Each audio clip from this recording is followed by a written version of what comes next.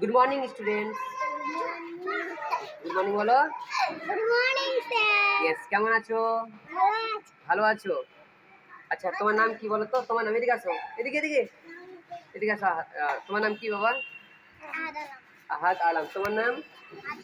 আজিম আক্তার। তো যাই হোক, আমার কাছে কিন্তু দুটো ছোট ছোট বাচ্চা আছে, একটা হচ্ছে আজিম আর একটা হচ্ছে মিস্টার আহাদ আলী। তোমার বাবার নাম? তোমার বাবার নাম? দুলাল হোসেন। বেশ সুন্দর। তো তোমরা কোন ক্লাসে পড়ছো?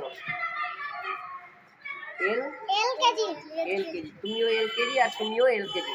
তোমাদের গ্রামের নাম বলো তো? তেলজানা। তোমার গ্রামের নাম?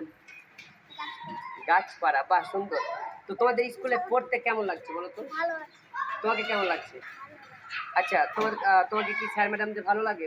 মানে পড়াচ্ছে তো ভালো লাগছে? ভালো লাগছে না? তো তোমাকে কোন সাবজেক্ট বেশি ভালো লাগছে আজিম? না মানে কোনটা বেশি পড়তে ভালো লাগছে বলো? মানে ওয়া আ না ABCD না 1 2 3 4? ওয়া। তো যাই হোক, বাচ্চারা বুঝতে পারে না সাবজেক্টটা।